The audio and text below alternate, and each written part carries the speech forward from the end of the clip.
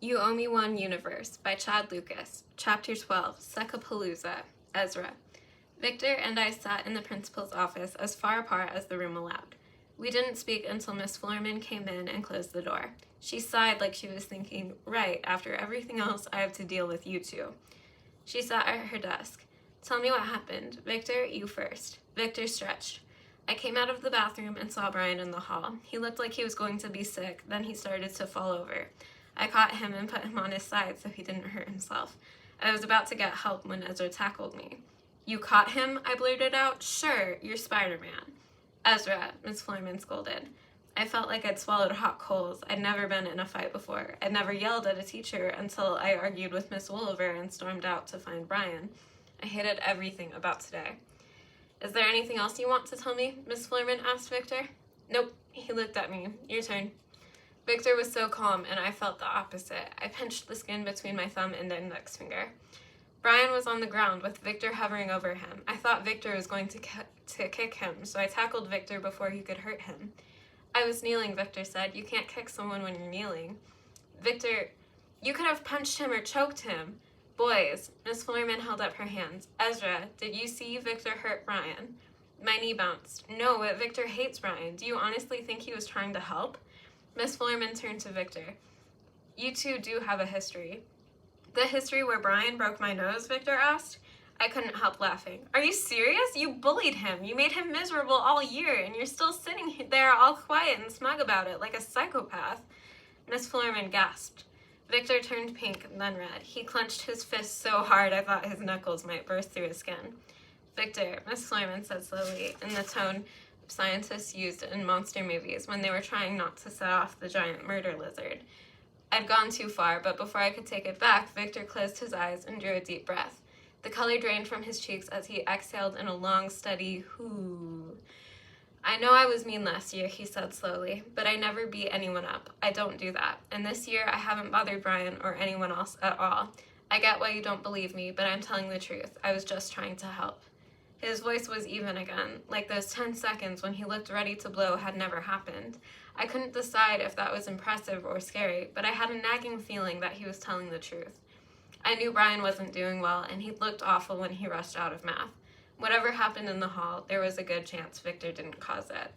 I squirmed. I didn't want to be there. I needed to find Brian. I didn't want to be here. I needed to find Brian and see if he was okay. The bell rang. Miss Florman glanced at the clock. All right, here's what I'm thinking. Victor, I don't have any reason to doubt you, and Ezra, your reaction was a bit much, but I understand why your emotions were running high. And you're not hurt, are you, Victor? He shrugged. I'm fine. Mrs. Florman paused. If you need a minute, or if you'd like to talk, I'm fine, Victor repeated. The principal sighed.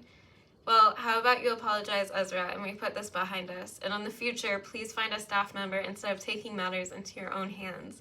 Now you should both head to your next class. We stood. Heat filled my face. Sorry, I grunted. Miss Florman sighed but didn't say anything. Okay. Victor tucked his hands in his pockets. I don't hate him, he said as he passed me. He left without waiting for a reply. I had a bunch of questions about what had just happened, but none of that mattered right now. Can I see Brian? I asked Miss Florman. Her face softened. Mrs. Barton is with him. I know you two are close, but you should let him rest. Oh, okay. I turned to leave. Ezra, Miss Florman said, maybe you should talk to Mrs. Barton later, too, for your own benefit. Talk to the guidance counselor? I'm fine, Miss Florman. I'm just worried about Brian. I won't start tackling people in the hall every day. Promise. She smiled. I know, but being worried about a friend is not a small thing. If you ever want some support, we're here. I paused. The way she said it made me think about how Nat kept asking what I wanted. Thanks, I said. I'll think about it. Brian didn't answer my text. I checked with Kevin and Ty, and he hadn't texted them either, so I tried not to take it personally. But I couldn't just sit around and do nothing. One thing I wanted was to make sure my best friend was okay, so after practice, I walked to Brian's house. Mrs. Cullen's car was in the driveway.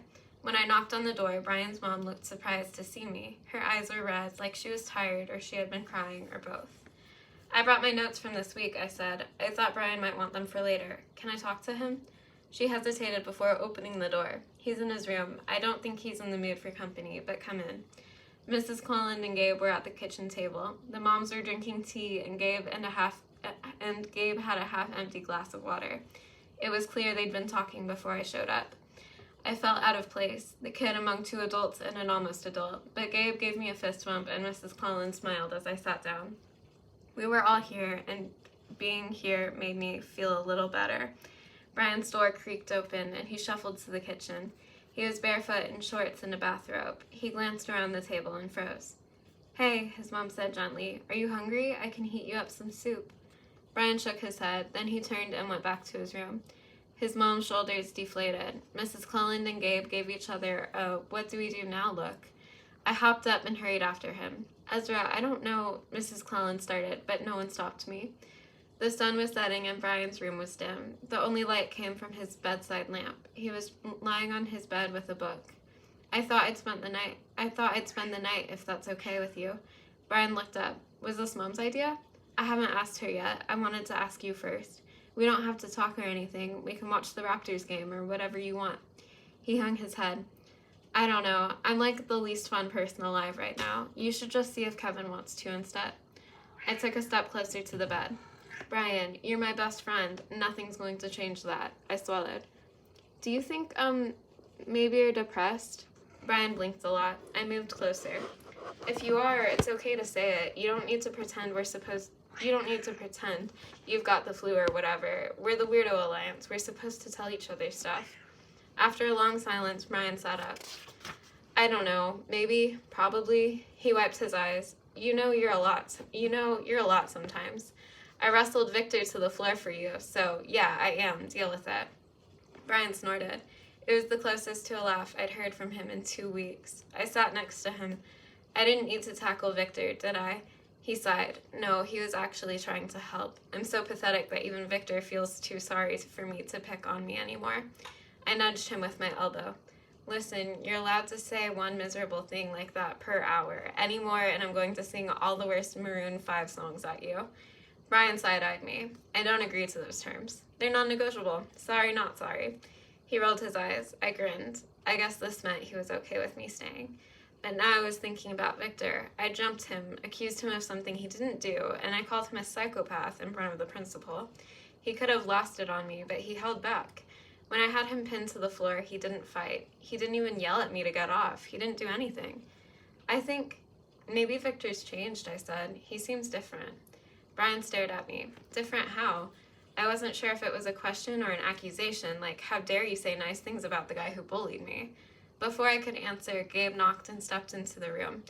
"The mom sent me as their delegate to make sure everything was all right." "We're fine," Brian said. "Tell Mom that Ezra's spending the night." "Tell her yourself," Gabe replied. "Stop being a hermit for a few minutes." Brian flopped back on his bed. "Ugh, you guys are the worst." "I hear you," Gabe said, "but I know what you mean is, I love you, Gabe and Ezra, and I know you love me, and thanks for not letting me wallow here all alone in Mopey Town." I grinned. "All Alone in Mopey Town" is a perfect title for a country song. I put on a twingy drawl. "I'm all alone in Mopey Town, got the blues feeling down." Brian made a noise somewhere between a laugh and a strangled scream. "Fine, but we're not talking about what happened at school, and I'm not getting dressed." Gabe poked Brian's belly. "Deal, now come on." We had a not terrible night. Gabe stayed over for a while, and Richie came home from Leo and Kevin's house after supper. We watched the Raptors play the Houston Rockets, and Richie and Gabe joked around and booed James Harden, the Rockets' bearded scoring machine. Brian curled under a blanket and didn't say much. He didn't eat any of the popcorn his mom made, and he burrowed deeper without answering when she asked if he wanted anything else. But he was here at least, and not alone in his room. When we were settled in the dark at bedtime, me on the floor in a sleeping bag, I thought about bringing up Victor again, but maybe it was too much to ask Brian about right now. I wasn't sure what to talk about. None of my questions seemed right to ask. We settled into a heavy silence. I fell asleep eventually, and I woke when the floorboard squeaked beside my head. It was still dark. Brian was a fuzzy blob perched on the edge of his bed. I fumbled for my glasses and slid them onto my face. Sorry, Brian said. "I didn't mean to wake you." I checked my phone. It was almost 3 a.m. "Have you been awake all night?" He shrugged. "Most of it. Nights are crappy again." That was the most he'd willingly told me in a while. I sat up and shivered. Brian's room was cold. I pulled the sleeping bag up around my chest. "What's going on in your head right now?" I asked. "You don't want to know." "Yes, I do." Brian slid to the far edge of his bed, against the wall. I climbed out of the sleeping bag and lay down beside him. He stared at the ceiling. Everything just sucks. I don't know how else to describe it. I'm swirling around in a giant toilet bowl of suck. Suckarama, I said. Brian yawned. Suckmageddon. Suckapalooza. A storm of infinite suckage. We went quiet. You don't, I took a shaky breath. It felt like a horrible thing to ask, but I had to say it. You don't feel like dying or anything, do you? Brian's pause lasted forever. Then he swallowed hard. The day Mom took all her pills was the worst day of my life. I hate everything right now, but I could never make Richie go through another day like that. Good. My throat was scratchy, but it's not just Richie, okay? I love you, and so does Gabe and Brittany and Kevin and Ty and lots of people. So promise me you'll tell us if things get really bad. You don't have to tell me if you don't want. Just tell somebody. Brian sighed. Okay, if you promise. He trailed off. I rolled toward him. Promise what? I keep thinking you'll leave, he said in a tiny voice, because it's too hard to be my friend. Brian, never. I promise. I asked if it was okay to hug him, and he said yes. He felt so skinny and cold in my arms, like he was fading. I held on to him for as long as he let me. It was light out when I woke again. Brian was asleep. I carefully got up, pulled on a hoodie, and slipped out of the room.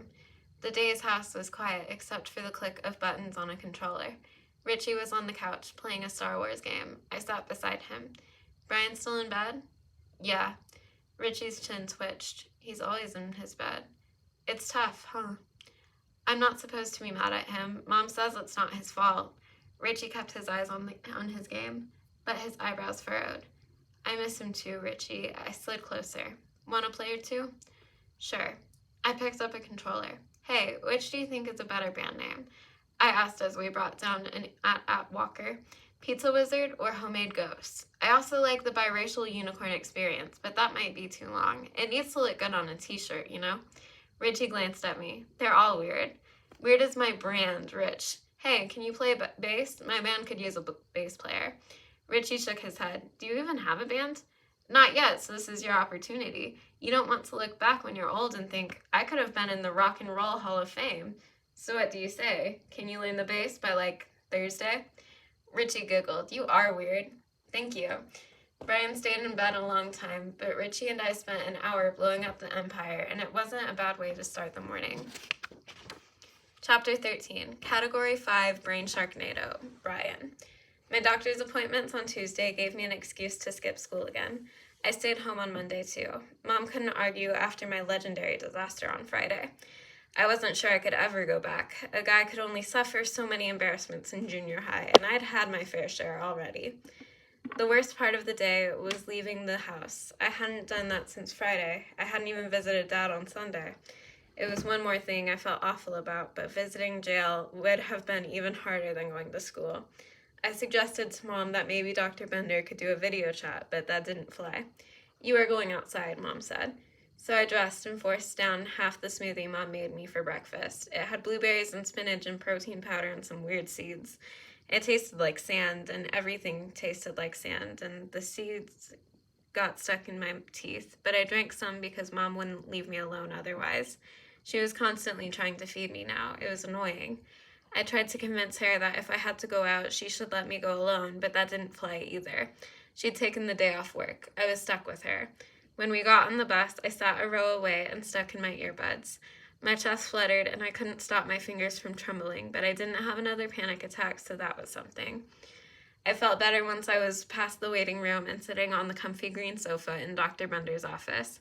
I didn't mind it there, actually. I dreaded starting therapy back in the summer because, hello, social anxiety. A 50-minute personal conversation with a stranger sounded as fun as swimming naked in a piranha tank, but Dr. Bender had quickly set me at ease. Good morning, Brian, she said today. Want the usual? I nodded, and she brought me a mug of hot water and a lemon ginger tea bag. We had figured out that holding a warm mug helped me relax. As the tea steeped, I glanced at the watercolor painting of Aang from Avatar: The Last Airbender, above Dr. Bender's desk. A high school patient of hers painted it, she'd told me in my first session. It was a play on her last name. She'd said if she could be a real bender, she'd choose airbending like Aang. Coasting around on a swirling ball of air seems pretty neat to me, she'd said. What kind of bender would you be? I told her I'd have to think about it. In our second session, I picked a waterbender since I loved the ocean. Talking got easier from there. She sat across from me. So, what's happening?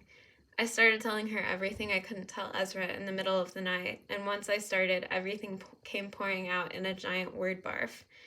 Basically, everything's terrible. I feel awful all the time. Eating feels like work. I'm always tired, but I can't sleep. I hate being alone with my garbage brain, but trying to be around people is too hard.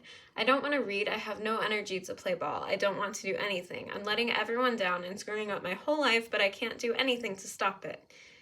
Dr. Bender nodded. And are you having any suicidal thoughts? I shook my head. No, I'm just scared, I guess. She leaned forward. Can you tell me why? I glanced at Aang, balanced happily on his ball of air.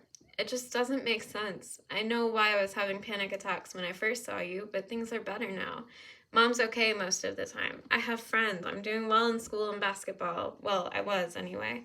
Nothing bad was happening. My brain's just broken, so I guess I'm scared I won't get better this time. That's an understandable fear. I liked that Dr. Bender never said anything useless like, it's going to be okay. She never seemed surprised by my weird and ugly thoughts either. Her general vibe was, your issues are real, but I've seen worse. It was kind of comforting. She reached for her tea. It does sound like you're dealing with depression, Brian. Any number of things could have brought it on. Hormones for starters. You must be 5 or 6 inches taller than when I met you. A growth spurt like that does all kinds of things with your body chemistry. Puberty is a heck of a time. No kidding, I muttered. Dr. Bender smiled. It sounds like you noticed a change in early December, she continued. Lots of people have a hard time around the holidays, or over the winter when it's cold and dark. That doesn't mean you'll feel this way every year, but the season could be a factor. Even positive changes like new friendships or a bigger role with the basketball team can introduce new stresses. And you went through a major trauma barely 6 months ago.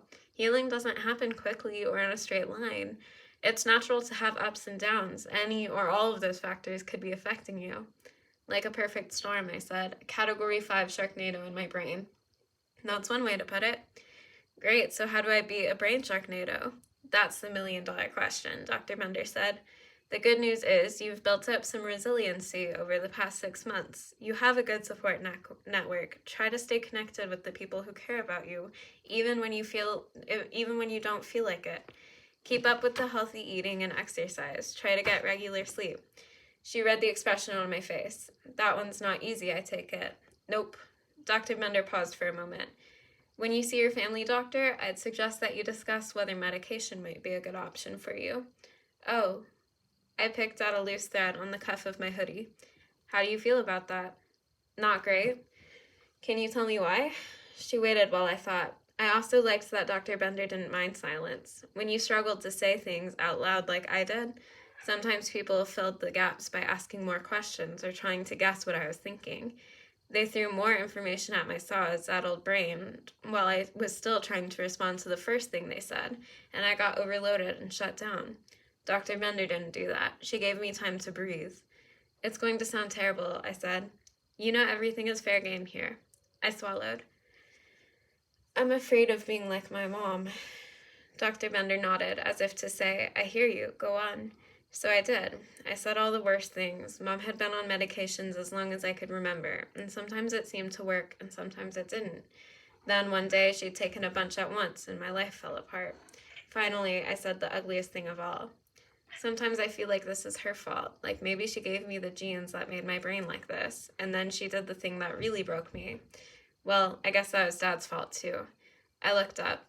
I know it's not very original to blame everything on my parents, but I can't stop thinking about it. Dr. Bender didn't even flinch, didn't say, what a horrible thought, you rotten brat. She sipped her tea. Would it be fair to say your parents are flawed people who still love you very much? Sounds about right. So the question is, what do you do about that? Huh? Well, some kids run away and join the circus. I let out a heh. Our circus is even a thing anymore? Besides, I tried running away when we were in foster care. Richie got grumpy when we ran out of food. Fair enough. Having to feed yourself all the time is overrated. That's a clear strike against running away. One more point for Dr. Bender. Sometimes her jokes were as dark and weird as mine. The other option is to keep working through your complicated feelings, she said, like you're doing right now, and use whatever tools are most helpful. Maybe medication will be one of those things, and maybe it won't. It's not a magic cure. Some people find medication helps for a season. Some are on it for longer, but I'd encourage you to talk it over with your doctor. In our last few minutes, she reminded me about everything I was doing well at, and she booked me another appointment for the next week. I left her office feeling better, but I was still lost in thought about medication. I didn't notice the other kid in the waiting room until he said, "Oh." It was Victor. I was so surprised I just stood there staring. "Awkward, right?" Victor said. He smirked, but it wasn't mean. I knew Victor's mean smirk by heart. This was different. Yeah, I choked out. We were spared from saying anything else when a man with tortoiseshell glasses stepped out from an office behind me and waved at Victor. "Come on in." Victor got up. He nodded as he passed me. "See you, Brian." "Was that someone from school?" Mom asked as we made our way to the elevators. "Yeah." I didn't say any more. She knew how Victor had treated me last year, but she'd never met him, and I didn't want to revisit all that right now. I couldn't help wondering, though. Victor had used my name again. He wasn't picking on me anymore, and he was going to therapy. Ezra had said he seemed different. Had he really changed? Whatever. I didn't have enough energy to waste thinking more about Victor. My family doctor's office wasn't as chill as Dr. Bender's. The waiting room was full. Whiny kids, stressed moms, and one older man who kept glaring like we'd all invaded his living room. I stuck in my earbuds and closed my eyes until Mom tapped my arm. She came in with me. I could have argued that I wanted to go in alone, but I just wanted to get it over with. Dr. Murphy weighed me, measured me, listened to my heart, and checked my blood pressure. We went over the same questions everyone kept asking. Eventually, we left with a reminder card for a follow-up next week and a yellow prescription slip for antidepressants. "I think this is for the best, Brian," Mom said as we headed for the bus. I stuck in my earbuds. Mom got off the bus near the pharmacy, but I rode straight home to go back to bed. Later in the afternoon, Mom called me into the kitchen. There was a blue pill bottle on the counter. She handed me the leaflet from the pharmacy. "In case you want to read the fine print, I think we should keep these in the kitchen, on the shelf above the fridge." I shook off a vivid memory of finding 2 bottles on Mom's bedroom floor, empty. She kept her pills on the shelf above the fridge now, too. After I took my first green and white pill, I snapped a picture of the bottle and sent it to our group chat. "Me, guess who's on drugs?" "Ty, congratulations!" "Ezra, that's good, right? They're supposed to help?" "Me, that's the point, yeah." "Me, sorry that was sarcastic." "Ezra, I forgive you, dingus." "Kevin, do they have cool side effects like night vision or chest hair?" "Ezra, Kevin, geez." "Me, apparently they might cause stomach problems, like my stomach's not messed up enough already." "Kevin, no kidding, dude, you poop all the time." "Ty, no poop shaming, Kevin." "Kevin, I take it back. Poop as much as you need be. Experience diminished interest in sex." Oh, that was not right, sorry. "Kevin, I take it back. Poop as much as you need be." "Me, the official warning says I may also experience diminished interest in sex." "Kevin, lol, lol, lol." Everyone made more jokes after that. I realized I'd missed this, everybody piling on and being ridiculous. I guess Dr. Bender was right about staying connected. I sent Ezra a side text. "I told Dr. Bender everything. What you said the other night kind of helped, so thanks." He texted back a heart and a fist bump emoji. I was feeling almost decent, when Mom came into my room. "How do you feel about school tomorrow?" she asked. I didn't look up from my phone. "I feel that it would be a bad idea." "Can we talk about why?" "What's there to talk about? Last time was a disaster, so I'm done." Mom's voice tightened. "What do you mean, done?" "I mean, I'll do school at home." "Brian, you're not dropping out of junior high." "It's not dropping out. Lots of kids homeschool. I looked it up. I'll send you a link." "Look, can you please put your phone down, please?" The please made me angry. It was like she was afraid to upset me, like she was worried I'd break. "I know this is hard," she said. "Trust me, I know." "No, you don't," I said. "You know what it's like for you. I'm not you." Mom blinked. "I know that too. You're stronger than me, Brian. You've been through so much already, and you've never stopped trying. But I need you to keep trying, honey." Great pep talk. Mom sighed. "I get it. You don't want to talk to me about any of this. That's fair. Maybe you think it's my fault." I didn't answer. Mom looked so hurt that normally I would have felt awful, but I didn't. It was like one more part of me that wasn't working right. Mom pressed on. You've come so far, Brian. I know that's hard to see right now, but you have. So keep trying, okay? Talk to Dr. Bender, talk to Gabe, talk to Jackie Clellan, talk to Ezra. Just keep trying. Mom reached out to touch my shoulder. I went stiff, and her hand hovered for a moment. Then, with another sigh, she left me alone.